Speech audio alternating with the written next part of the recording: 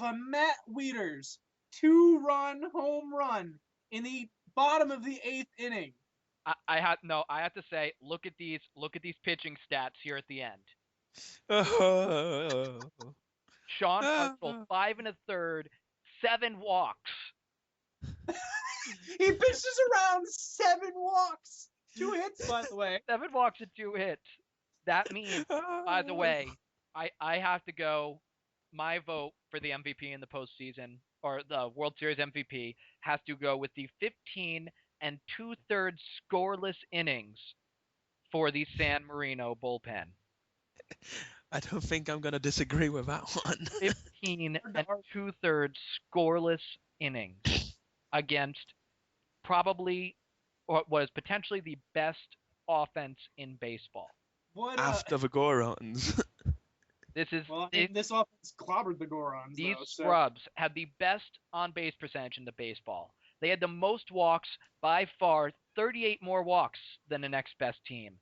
They were the only team with more walks and strikeouts. They had the most doubles. They had the second fewest strikeouts. They had the any ground into double play stats. Unfortunately, no. They had Evan Longoria and Nick Fisher both placed top 5 in MVP voting. They had Scherzer and Garcia second and third in ERA in the Badass League. Roy Halladay along with them. They had the best overall ERA, the best overall WHIP, the best strikeout throwing bullpen in baseball, and San Marino, who is famous. Let's get some wonderful stats for San Marino's regular season. Most errors. They did have the second best slugging in Board 8 baseball, and they were good at base stealing in their 7 attempts. Their bullpen had a below average. They had a decent bullpen. They had a below average starting staff. No regular Felix Hernandez. They gave up the second most home runs for any pitching staff. They limped. They backed into the playoffs with a 7-9 record. It's like 7-9 record, which, by the way, they were one. They ended up one game better than the Manny Ramirez's. They nearly pretty much go through it on the last day of a season. Okay, as much of a choke for Chris, and this is a massive. This is an incredible choke for Chris, who I'm hoping isn't listening right now. I guarantee you, he's stopped listening. He stopped watching once he saw that strikeout. He shut it off, and he's now livid. And he's furious. So this is pretty much just for KCF, and I'm sure Darunia might watch this too. And now it's got to be questionable now whether he'll be back for Board 8 Baseball 5. If I were to ask right after this game if you were in, he'd probably say no. So. But what I was getting at was, as much of a choke as this is for Chris, this is a pretty big triumph for KCF's team, who, against all rational thought, have put together an astounding 4 games. He said he knew the game inside out. And it has to go to him, the first World Series not to go to a Game 7 since year 1, when the Gorons won in 5 games. And the Gorons, by the way, Darunia has informed me, he's very happy they still hold the all-time record for most wins in the World Series at 7. But, so, Darunia's happy.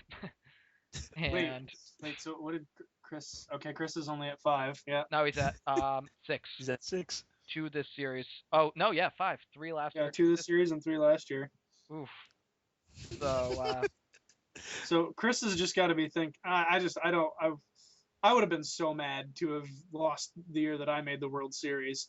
So to lose in back-to-back years and in this manner, like when he was the clear favorite of. Oh, for sure. Last year in year 3, he ended the season with an 11-5 record. Did I close down the stats for? This year. Oh, come on, I've got them here. Fuck. Didn't he man that how everyone, like the Wonder Weasels, the Gorons, just every team that had good... This year, 10-6 record, first overall in the Badass League. Last year, he was 11-5, tied for the best record in all of baseball, and both years loses to inferior opponents. I just well, like I said, this is a triumph for KCF too. I mean, his team are the champions. The League was a scrappy league, I tell you. They managed to pull this one off, and we've been mocking them all postseason, and mostly you two, mostly us, mostly Volch and I, and I still don't think they're that. They became interesting when they added Starlin Castro, and that's when they deserve to win the World Series. If they had not done that, this series goes to Chris in 4 games. I thought, after those first 2 games, I was like, all right, Chris is gonna sweep it, and he's gonna be smug and happy that he won, and being like, oh, I told you so, I told you so, I did the research, I told you so. But now we get KCF saying, oh, I did the research, I know this game. Bitch, your team was 7-9.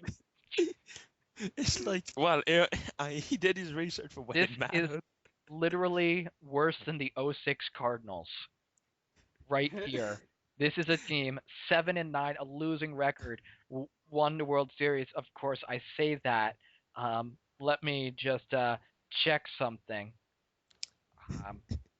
Oh dear I want to check our year 2 stats. He could have had a winning record that year. Exta, you were 9-8. You ended the regular season 8-8, but you won in the 4-way play-in for 3 spots. So you had a 9-8 regular season record that year. This is the worst record of any team to win the Board 8 baseball.